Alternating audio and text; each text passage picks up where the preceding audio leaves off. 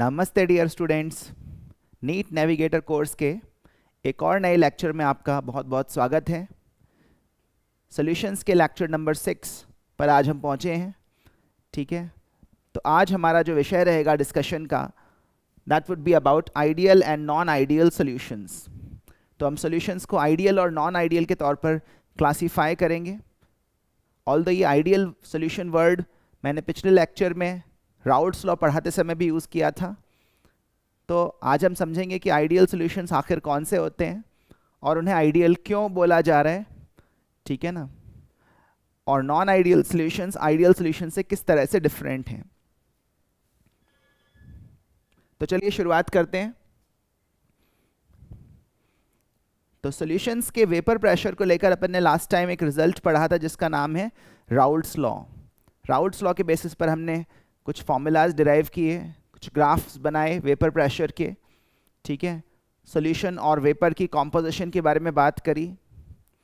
जिन solutions का vapour pressure routes law की calculation से मैच करता है, मतलब ऑब्जर्व्ड वेपर प्रेशर जो अपन बैरोमीटर से मेजर करेंगे और कैलकुलेटेड वेपर प्रेशर जो आप पेपर पर पेन से कैलकुलेट करोगे, ये दोनों चीज़ें अगर सेम आए किसी पर्टिकुलर सॉल्यूशन के लिए हर कॉम्पोजिशन पर, तो इस सॉल्यूशन को अपन आइडियल कहते हैं।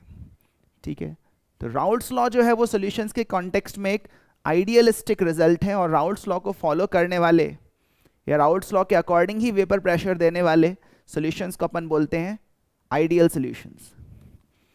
सो solutions that obey Raoult's law over the entire range of their composition are called as ideal solutions. So for ideal solutions, जो practically observed vapor pressure है और जो राउट्स लॉ के फॉर्मूला से कैलकुलेटेड वेपर प्रेशर है, दोनों हर composition पर same आएंगे। अब राउट्स लॉ में ऐसा क्या है कि उसी को फॉलो करने वाले सॉल्यूशन को आइडियल कहा जाए? तो एक्चुअली राउट्स लॉ जो है उसके बैकग्राउंड में ये एक अजम्पशन वर्क कर रहा है कि सॉल्यूशन में जो कंपोनेंट्स हैं उनकी वोलेटिलिटी सॉल्यूशन में आने के बाद भी वैसी ही बनी हुई है जैसी उनकी वोलेटिलिटी प्योर लिक्विड फॉर्म में थी। मतलब अगर ए और बी का एक बाइनरी आइडियल सॉल्यूशन है, तो ए और बी के मॉलिक्यूल्स को वेपराइज करने में उतनी ही आसानी या उतनी ही मुश्किल सॉल्यूशन में आकर भी हो रही है जितनी आसानी या जितनी मुश्किल उनको प्योर लिक्विड फॉर्म में होती थी। तो उनकी जो नेचुरल टेंडेंसी थी वेपराइज होने की एज प्योर लिक्विड्स, वो सॉल्यूशन फेज में आकर भी वैसी ही है। और ये जो है ये बहुत ही आइडियलिस्टिक या फिर ये कहूँ कि अनरियलिस्टिक अजम्पशन है, क्योंकि सॉल्यूशन में आकर इंटरमॉलिक्यूलर फोर्सेस में कुछ ना कुछ बदलाव तो आता ही है। ए के अराउंड का वातावरण बदल जाता है, बी मॉलिक्यूल्स के अराउंड का एनवायरनमेंट बदल जाता है सॉल्यूशन बनने के बाद, और इस वजह से उनकी वोलेटिलिटी में कुछ चेंज तो आएगा। They will not find it exactly the same to vaporise from a solution as they were finding to vaporise from a pure liquid form. पर राउट्स लॉ के फॉर्मूलाज, राउट्स लॉ के results इसी बात पर आधारित हैं कि जो वोलेटिलिटी है, वेपराइज होने की टेंडेंसी हर कंपोनेंट की सॉल्यूशन में, वो बिल्कुल वैसी ही है जैसी कि उसकी प्योर लिक्विड फॉर्म में थी। And this is an idealistic situation. This is not exactly what happens in reality. इसी वजह से राउट्स लॉ एक आइडियलिस्टिक रिजल्ट है और उसको फॉलो करने वाले सॉल्यूशंस या उसके अकॉर्डिंग चलने वाले सॉल्यूशंस आइडियल कहे जाते हैं। और ऊपर वाले स्टेटमेंट का ये इंटरप्रिटेशन निकल रहा है कि आइडियल सॉल्यूशंस तभी बन पाएंगे जब strength of A to B intermolecular attractions exactly वैसा ही रहे जैसा ए टू ए और बी टू बी अट्रैक्शंस का स्ट्रेंथ है। कहने का मतलब सॉल्यूट और सॉल्वेंट के बीच में अट्रैक्टिव फोर्सेस जो सॉल्यूशन में डेवलप हो रहे हैं वो एग्जैक्टली वैसे ही हों जैसे कि प्योर लिक्विड फॉर्म में सॉल्यूट में थे या प्योर लिक्विड फॉर्म में सॉल्वेंट में थे। हैं, ठीक है ना। और ये चीज़ थोड़ा सा इम्प्रैक्टिकल है। इंटरमॉलिक्यूलर फोर्सेस में डिफरेंस तो आएगा ही, मोर अगर आप ए बी की स्ट्रेंथ ए के बराबर बोल रहे हो और ए बी की स्ट्रेंथ बी के बराबर भी बोल रहे हो, तो इसका मतलब ये भी निकलता है कि ए और B to B attractive forces की स्ट्रेंथ भी सेम होनी चाहिए। और अगर प्योर लिक्विड ए और प्योर लिक्विड बी के इंटरमोलिकुलर अट्रैक्शंस एक ही स्ट्रेंथ के थे, तो फिर इनकी पी नॉट वैल्यूज भी सेम होनी चाहिए, मतलब इनके वेपर प्रेशर्स भी मैच करने चाहिए, जो कि कभी होता नहीं है। दो डिफरेंट लिक्विड्स के वेपर प्रेशर्स हर टेम्परेचर पर मैच करें, ऐसा तो होगा नहीं, ये इम्प्रैक्टिकल बात है until and unless they are enantiomers, ठीक है ना। तो फिर ये एक अनरियलिस्टिक बात है। इसी वजह से राउल्ट्स लॉ को फॉलो करने वाले सॉल्यूशंस आइडियल हैं। जो रियल सॉल्यूशंस हैं वो परफेक्टली आइडियल तो नहीं मिलते, बट नियरली आइडियल सॉल्यूशंस कई बार बन जाते हैं, जो कि राउल्ट्स लॉ के रिजल्ट से कम डिविएट करते हैं या नेग्लिजिबल अमाउंट में डिविएट करते हैं। तो राउल्ट्स लॉ के बैकग्राउंड में ये प्रिजम्पशन है कि इंटरमॉलिक्यूलर अट्रैक्शन सॉल्यूशन में एग्जैक्टली वैसे ही बने हुए हैं जैसे इंटरमॉलिक्यूलर अट्रैक्शंस प्योर सब्सटेंसेस में थे। और अगर इंटरमॉलिक्यूलर अट्रैक्शंस की स्ट्रेंथ वैसी ही बनी हुई है, तो फिर एंथैल्पी में कोई चेंज नहीं आएगा। एंथैल्पी में पॉजिटिव या नेगेटिव चेंज तभी आता है जब इंटरमॉलिक्यूलर अट्रैक्शन सॉल्यूशन में या तो पहले से वीकर होते हैं या फिर पहले से स्ट्रॉन्गर होते हैं। अगर स्ट्रेंथ एग्जैक्टली वैसी ही है, तो फिर enthalpy change in solution formation would be 0.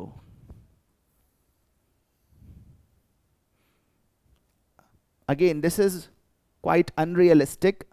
In reality, solution बनने पर कुछ एंथैल्पी चेंज आता ही है, पॉजिटिव या फिर नेगेटिव, ठीक है। तो ये एंथैल्पी चेंज का 0 हो जाना एक तरह से सॉल्यूशन फॉर्मेशन के लिए एक न्यूट्रल पॉइंट ऑफ व्यू है। अगर ये पॉजिटिव होता तो सॉल्यूशन फॉर्मेशन के लिए अनफेवरेबल कहलाता, नेगेटिव होता तो सॉल्यूशन फॉर्मेशन के फेवर में होता। 0 है इसका मतलब ये ना तो फेवर में है ना ही अगेंस्ट है सॉल्यूशन फॉर्मेशन के। अगर ये फेवर या अगेंस्ट में नहीं है, एक न्यूट्रल स्टैंड ले रहा है, तो फिर एंट्रोपी चेंज को तो खुलकर फेवर में आना ही पड़ेगा। तो आइडियल सॉल्यूशंस जो बन पाते हैं वो एंट्रोपी चेंज के पॉजिटिव होने की वजह से बन पाते हैं। एंथैल्पी चेंज 0 है, बट सॉल्यूशन फॉर्मेशन तभी स्पॉन्टेनियस हो पाएगा जब एंट्रोपी चेंज पॉजिटिव रहे। वैसे भी मिक्सिंग की प्रोसेस में यूजुअली एंट्रोपीज बढ़ती हैं। Now if we apply the formula delta G equals delta H minus T delta S, तो इसमें हम देखते हैं कि डेल्टा एच तो 0 है और डेल्टा एस पॉजिटिव है, तो माइनस टी डेल्टा एस की वैल्यू नेगेटिव हो जाएगी, ठीक है ना। इसका मतलब जो सॉल्यूशन फॉर्मेशन है वो एक स्पॉन्टेनियस प्रोसेस हो गई, और इसको स्पॉन्टेनियस किसने बनाया? Because of the positive entropy change.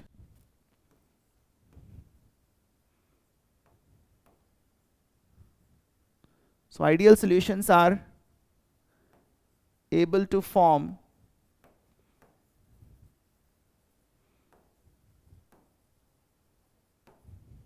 because of an increase in entropy.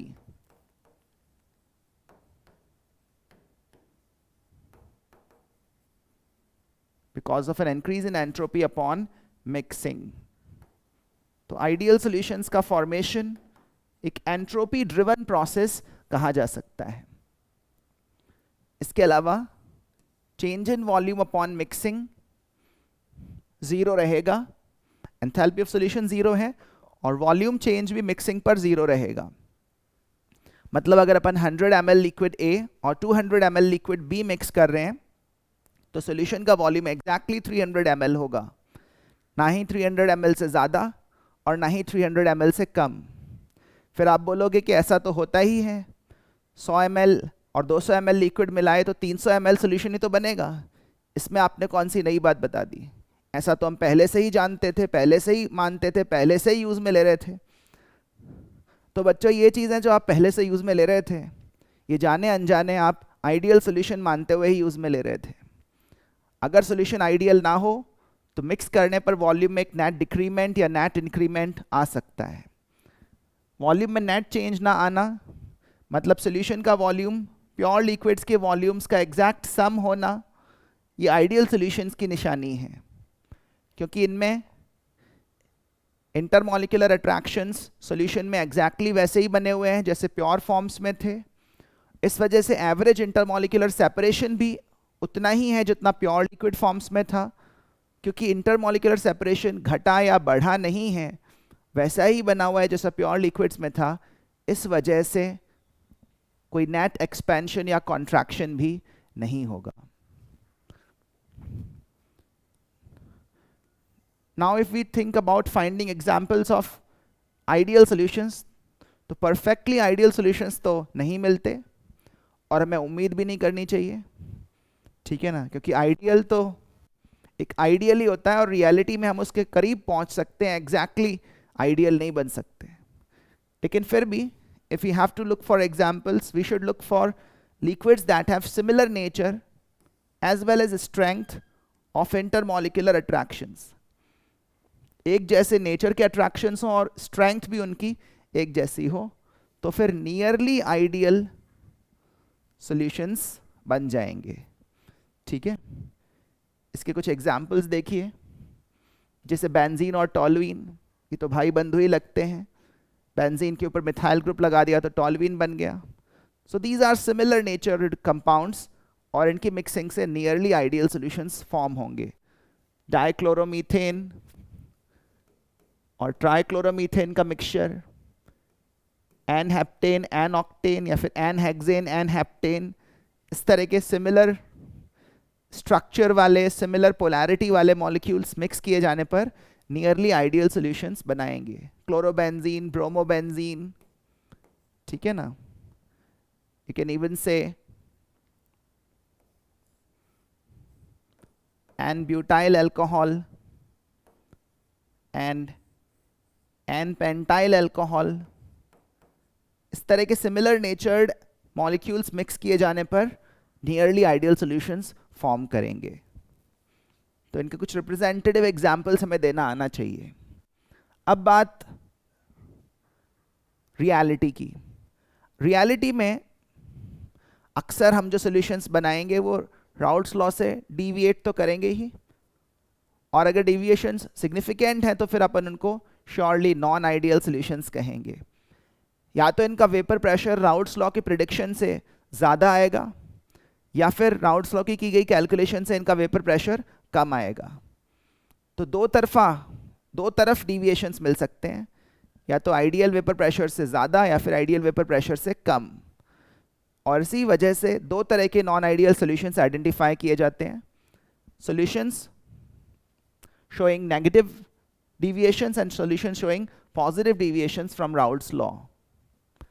So non-ideal solutions deviate from Raoult's law, and there are two types of non-ideal solutions.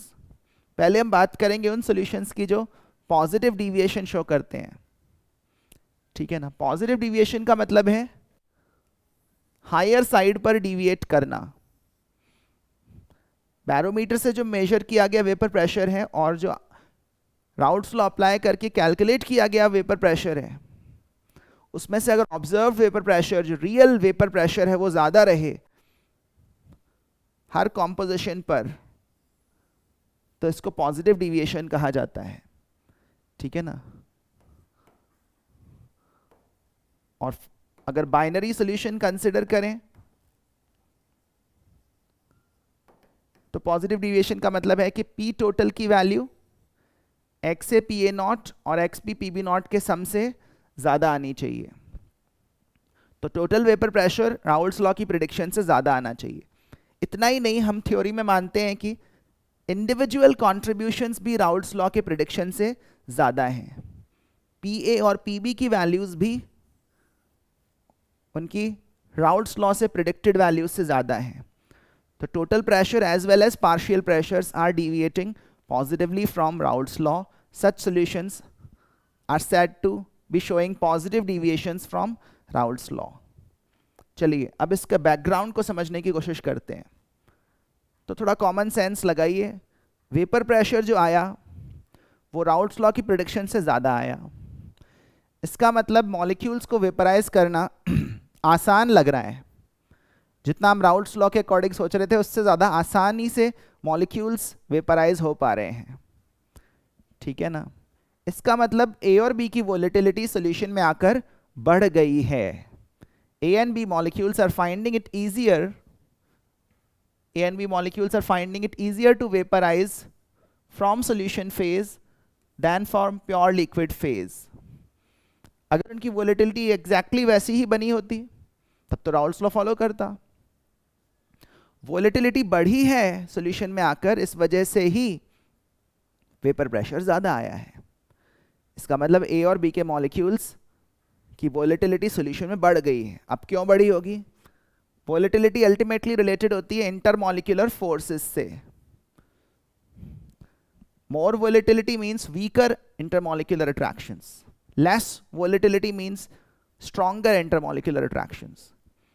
तो वोलेटिलिटी अगर बढ़ी है इसका मतलब इंटरमॉलिक्यूलर अट्रैक्शंस वीकर हो गए हैं।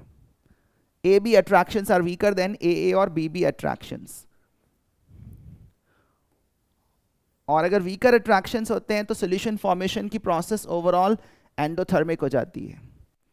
इसको समझने के लिए आप मेरे लेक्चर नंबर 2 को जाकर रेफर कर सकते हैं। If solute solvent attractions are weaker than solute solute and solvent solvent attractions, then enthalpy of solution is bound to be positive. साथ साथ वॉल्यूम चेंज अपॉन मिक्सिंग भी पॉजिटिव रहेगा। तो मज़े की बात यह है कि पॉजिटिव डिविएशन वाले सॉल्यूशंस में हर चीज़ ही हायर साइड पे जा रही है। वेपर प्रेशर हायर साइड पे गया, partial vapour pressures higher side पे गए, एंथैल्पी ऑफ सॉल्यूशन भी 0 से बढ़ के पॉजिटिव हो गया, change in volume upon mixing जो आइडियल सॉल्यूशंस में 0 था वो भी पॉजिटिव हो गया। So everything is deviating positively. यहाँ पर सॉल्यूशन का वॉल्यूम प्योर लिक्विड्स के वॉल्यूम कंबाइंड वॉल्यूम से ज़्यादा है। मतलब 100 ml A और 200 ml B को अगर मिक्स कर रहे हैं तो फाइनल वॉल्यूम 305 ml भी हो सकता है। अगर ऐसा है तो फिर डेफिनेटली ये सॉल्यूशन पॉजिटिव डिविएशन शो कर रहा है।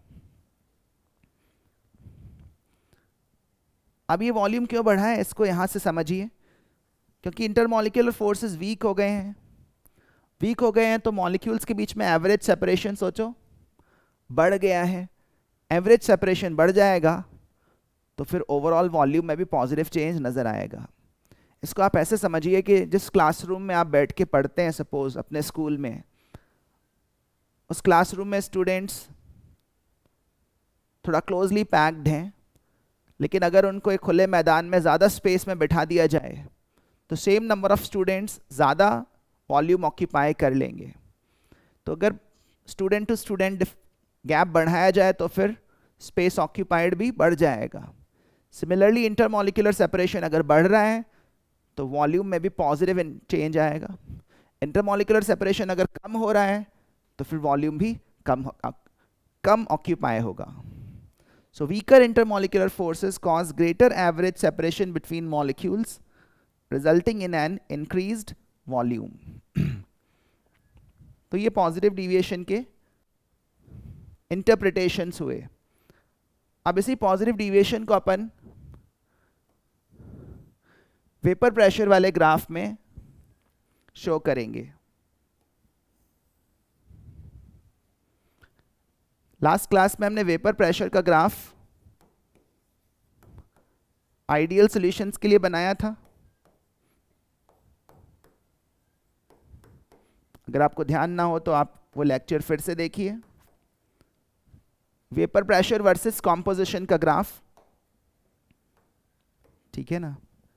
लेफ्ट टू राइट जाने पर B का मोल फ्रैक्शन बढ़ रहा है, राइट टू लेफ्ट आने पर A का मोल फ्रैक्शन बढ़ेगा। अगर सॉल्यूशन आइडियल होता, जस्ट अ मिनट, इसको ऑपोजिट वे में लेते हैं। अगर सॉल्यूशन आइडियल होता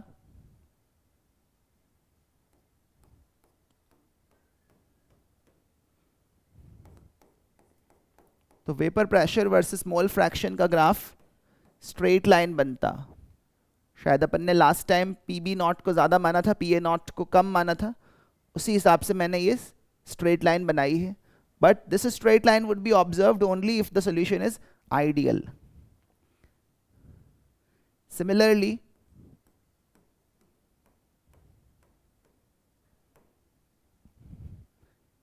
ये ग्राफ होता पी ए आइडियल का, ये होगा पी टोटल आइडियल,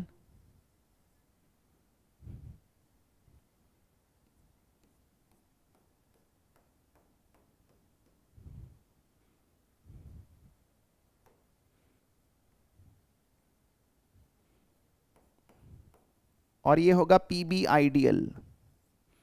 तो ये स्ट्रेट लाइन ग्राफ्स मिलते अगर सॉल्यूशन आइडियल होता, लेकिन अभी पॉजिटिव डिविएशन आ रहा है, इसका मतलब वेपर प्रेशर राउल्ट्स लॉ के प्रिडिक्शन से ज़्यादा रहेगा।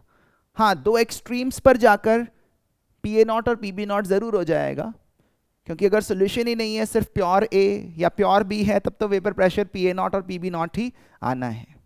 ठीक है, तो दो एक्सट्रीम्स पर आकर P A naught P B naught पे मैच करेगा, अदरवाइज हायर साइड पे रहेगा।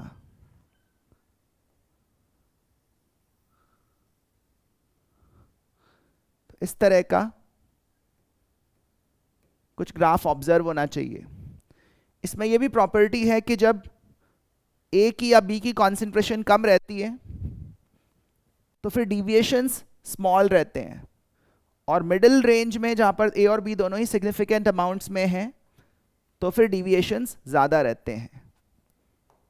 ठीक है ना।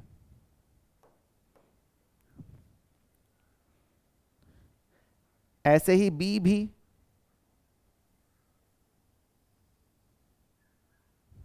पॉजिटिव साइड पे डिविएट करता हुआ नजर आएगा, मतलब उसका वेपर प्रेशर भी स्ट्रेट लाइन से ऊपर रहेगा।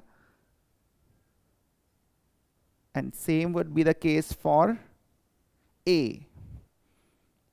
तो ये ग्राफ हो गया टोटल वेपर प्रेशर का, ये ग्राफ हो गया पी बी के लिए, ऑब्जर्व वेपर प्रेशर ऑफ ए।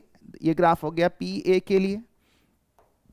किसी भी कॉम्पोजिशन पर अगर मैं एक वर्टिकल लाइन ड्रॉ करूं,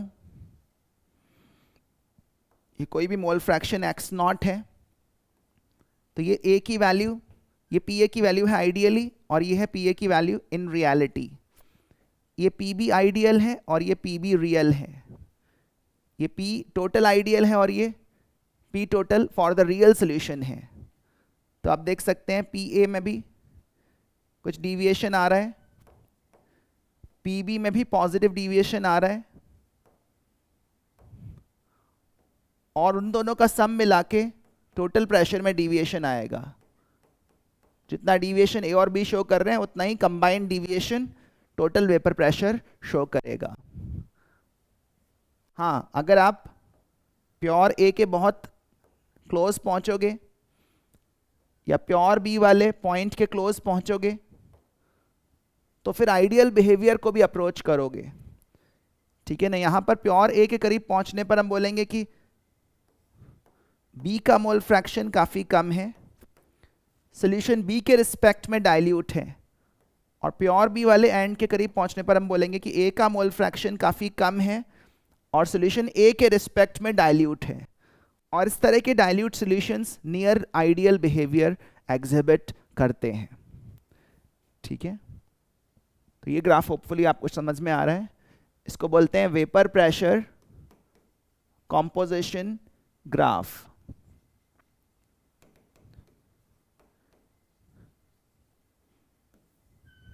So this is a vapor pressure composition graph showing positive deviations from Raoult's law.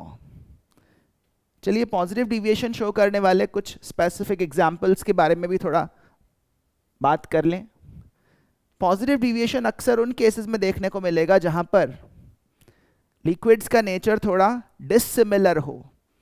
ठीक है ना, एक मॉलिक्यूल पोलर हो, दूसरे सब्सटेंस के मॉलिक्यूल्स नॉन पोलर हों, एक के पोलर प्रोटिक हों, दूसरे के पोलर ए प्रोटिक हों, एक हाइड्रोजन बॉन्डिंग करने में कैपेबल हो, दूसरा हाइड्रोजन बॉन्डिंग करने में कैपेबल ना हो। इस तरह की सिचुएशंस में जब मिसमैच होगा उनके इंटरमॉलिक्यूलर फोर्सेस के नेचर में और स्ट्रेंथ में, तो फिर पॉजिटिव डिविएशंस अक्सर देखने को मिलते हैं। जैसे एसीटोन और कार्बन डाइसल्फाइड के बारे में अगर सोचें तो एसीटोन एक पोलर मॉलिक्यूल है, जबकि कार्बन डाइसल्फाइड एक नॉन पोलर मॉलिक्यूल है। तो एक पोलर और दूसरा नॉन पोलर, इसके चलते कैसा डिविएशन आता है? पॉजिटिव। ऐसे ही एसीटोन अगेन पोलर है बट एप्रोटिक। लिक्विड एसीटोन में कोई हाइड्रोजन बॉन्डिंग प्रेजेंट नहीं है। एप्रोटिक मतलब इसके पास hydrogen with partial positive charge नहीं है। और इथेनॉल जो है वो पोलर के होने के साथ साथ प्रोटिक भी है, तो ये हाइड्रोजन बॉन्डिंग करने में कैपेबल हैं। इस वजह से थोड़ा मिसमैच हो रहा है और इनका मिक्सचर भी पॉजिटिव डिविएशन शो करता है। सिमिलरली बेंजीन और इथेनॉल के एग्जाम्पल को भी समझना आसान है। Benzene is a non-polar solvent. Ethanol is polar protic, capable of forming hydrogen bonds. इसका हाइड्रोकार्बन पार्ट भी छोटा है, स्मॉल है, इस वजह से ये बेंजीन के साथ ज़्यादा इंटरैक्शंस इस्टेब्लिश नहीं कर पाता। और जब सॉल्यूट सॉल्वेंट में स्ट्रॉन्ग इंटरैक्शंस डेवलप नहीं होंगे तो फिर पॉजिटिव डिविएशन से आएगा। इंटरेस्टिंगली इथेनॉल और वाटर का मिक्सचर भी पॉजिटिव डिविएशन शो करता हुआ देखा गया है। ठीक है ना, इथेनॉल और वाटर दोनों हाइड्रोजन बॉन्डिंग कर सकते हैं, लेकिन वाटर में हाइड्रोजन बॉन्डिंग का नेटवर्क ज़्यादा स्ट्रॉन्ग होता है, ज़्यादा एक्सटेंसिव होता है। और वो स्ट्रॉन्ग और एक्सटेंसिव नेटवर्क हाइड्रोजन बॉन्डिंग का इथेनॉल मॉलिक्यूल्स के मिक्स होने पर डिस्टर्ब हो जाता है, ब्रेक हो जाता है, और इसके चलते इथेनॉल वाटर मिक्सचर भी पॉजिटिव डिविएशंस शो करता है। ठीक है ना, तो ये स्पेसिफिक एग्जांपल्स आप थोड़ा याद रखिए। हालांकि मैं आपको ये भी बता दूं कि इथेनॉल और वाटर कंप्लीटली मिक्सेबल होते हैं and they can mixed in any ratio, yet their mixture shows positive deviations from Raoult's law. चलिए, पॉजिटिव डिविएशन की कहानी अगर समझ में आ गई तो negative deviations from Raoult's law को समझना भी ज़्यादा मुश्किल नहीं है। हालांकि यहाँ पर चीज़ें थोड़ी ऑपोजिट हैं, लेकिन फिर भी इजीली रिलेट हो जाएंगी। तो नेगेटिव डिविएशन का मतलब है कि लोअर साइड पे वेपर प्रेशर है, जो एक्चुअल वेपर प्रेशर है वो आपके राउल्ट्स लॉ के प्रिडिक्शन से कम है। ठीक है ना, तो अगर बाइनरी सोल्यूशन ले रहे हो तो X A P A naught plus X B P B naught के कंपैरिजन में वेपर प्रेशर कम है। इतना ही नहीं, हर कंपोनेंट का कंट्रीब्यूशन भी कम हुआ है। Every component is showing negative deviations. Now think about the reasons, why is it happening. Vapour pressure में कमी आई, मतलब ए और बी को वेपराइज करना अब उतना आसान नहीं लग रहा जितना उनको प्योर लिक्विड फॉर्म में लग रहा था। They are finding it difficult to vaporise from solution phase as compared to the pure liquid phase. And why are they finding it difficult to vaporize? Definitely intermolecular attractions की strength बढ़ गई होगी। AB intermolecular forces are stronger than AA और BB intermolecular attractions. और अगर stronger attractions develop हो जाते हैं तो एंथैल्पी में चेंज नेगेटिव आ जाएगा। वीकर इंटरमॉलिक्यूलर अट्रैक्शंस आने पर पॉजिटिव एंथैल्पी चेंज, नेगेटिव आने पर स्ट्रॉन्गर आने पर नेगेटिव एंथैल्पी चेंज। मतलब यहाँ पर सॉल्यूशन फॉर्मेशन एक्सोथर्मिक है। खैर, ये सॉल्यूशन के लिए अच्छी खबर है, क्योंकि एंथैल्पी चेंज का नेगेटिव होना प्रोसेस की स्पॉन्टेनिटी के लिए अच्छा ही है। इतना ही नहीं, change in volume upon mixing भी नेगेटिव है। इसको तो आसानी से समझ सकते हैं। जब इंटरमॉलिक्यूलर अट्रैक्शंस स्ट्रॉन्ग हो गए तो मॉलिक्यूल्स थोड़ा क्लोज आएंगे, एवरेज सेपरेशन कम हो जाएगा, और अगर एवरेज सेपरेशन कम हो जाएगा तो बड़े लेवल पे, मैक्रोस्कोपिक लेवल पे वॉल्यूम में भी कमी नजर आएगी। Reduced average separation between molecules in solution due to stronger intermolecular attractions. तो उम्मीद है ये चीज़ें आप आसानी से समझ पाए। अब इन्हीं चीज़ों को वेपर प्रेशर कॉम्पोजिशन ग्राफ में भी इलस्ट्रेट कर देते हैं।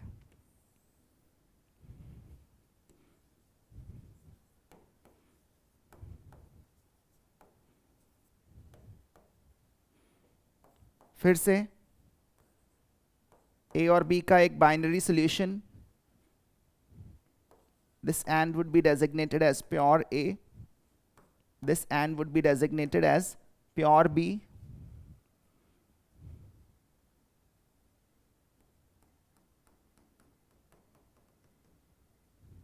तो ये स्ट्रेट लाइन ग्राफ मिलता टोटल वेपर प्रेशर के लिए अगर सॉल्यूशन आइडियल होता।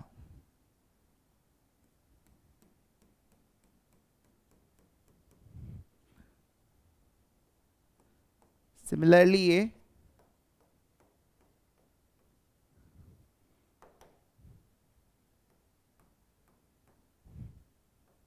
PA और PB के ग्राफ्स होते in case of ideal solutions. तो इसको मैं क्या लिखूं, P टोटल आइडियल, इसको लिखना चाहिए PB आइडियल, क्योंकि ये PB नॉट पर जाके मैच हो रहा है, ठीक है। और ये वाली स्ट्रेट लाइन कहलाएगी PA आइडियल। बट जो रियल ग्राफ्स होंगे वो इन स्ट्रेट लाइंस के नीचे रहेंगे। हाँ, दो एक्सट्रीम्स पे जाके स्ट्रेट लाइन के क्लोज पहुंचेंगे, या तो तब जब सॉल्यूशन नियरली प्योर A हो, या फिर तब जब सॉल्यूशन नियरली प्योर B हो, ठीक है ना।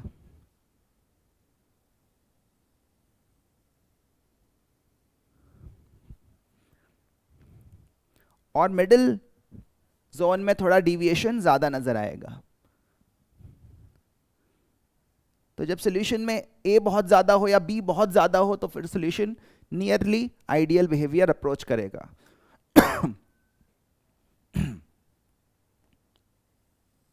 और पार्शियल प्रेशर वाले ग्राफ्स में भी कुछ ऐसा ही है।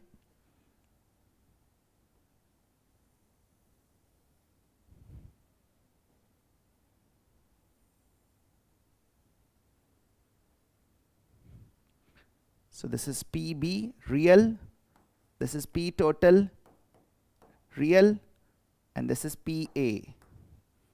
जो एक्चुअल ग्राफ्स हैं वो कुछ इस तरह से हैं, नेगेटिव डिविएशन शो कर रहे हैं। A में जितना नेगेटिव डिविएशन है प्लस B में जितना नेगेटिव डिविएशन है उतना ही टोटल नेगेटिव डिविएशन है। So this is again vapour pressure versus composition graph. इस तरह के ग्राफ्स आपको इंटरप्रेट करना आना चाहिए, ड्रॉ करना आना चाहिए। तो इन सबको खुद से बना के प्रैक्टिस करें, ठीक है। अपन ने आइडियल सॉल्यूशन के लिए ग्राफ्स बनाए, पॉजिटिव और नेगेटिव डिविएशन शो करने वाले सॉल्यूशंस के लिए भी अपन ने वेपर प्रेशर कॉम्पोजिशन ग्राफ्स बनाए हैं। उम्मीद है ये चीज़ें आपको समझ में आ रही हैं। साथ साथ मैंने आपको ये भी बताया है कि real solutions ideal behaviour approach करते हैं in the limit of very low concentrations of either A और B, ठीक है। और ये हैं कुछ एग्जाम्पल्स जो NCERT टेक्स्ट बुक में गिवन हैं for solutions that show negative deviations from Raoult's law. Acetone और क्लोरोफॉर्म में नेगेटिव डिविएशन आने का कारण कुछ इस तरह से है कि एसीटोन और क्लोरोफॉर्म मॉलिक्यूल्स के बीच में एक हाइड्रोजन बॉन्डिंग जितना स्ट्रॉन्ग इंटरेक्शन डेवलप हो जाता है मिक्सिंग के बाद। ऑल्दो प्योर लिक्विड्स में कोई हाइड्रोजन बॉन्डिंग प्रेजेंट नहीं थी, पर क्लोरोफॉर्म का ये जो हाइड्रोजन है जो कि इंटरेस्टिंगली कार्बन से जुड़ा हुआ है, इस पर सिग्निफिकेंट पॉजिटिव चार्ज है और ये ऑक्सीजन के साथ अट्रैक्शंस एस्टैब्लिश करता है और ये हाइड्रोजन बॉन्डिंग कहलाती है। और हाइड्रोजन बॉन्डिंग आप समझते होंगे एक स्पेशली स्ट्रॉन्ग इंटरमॉलिक्यूलर अट्रैक्शन है, इसके चलते यहाँ पर नेगेटिव डिविएशन देखने को मिलता है।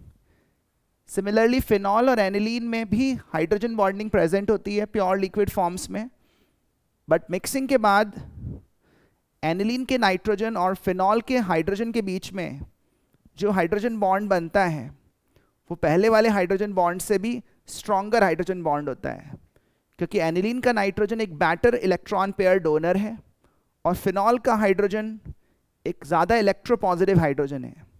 तो यहाँ पर एक कॉम्प्लीमेंट्री सिचुएशन क्रिएट हो जाती है और एनिलीन और फिनॉल के बीच में स्ट्रॉन्गर हाइड्रोजन बॉन्ड्स बन पाते हैं as compare to the hydrogen bonds that existed in pure liquids.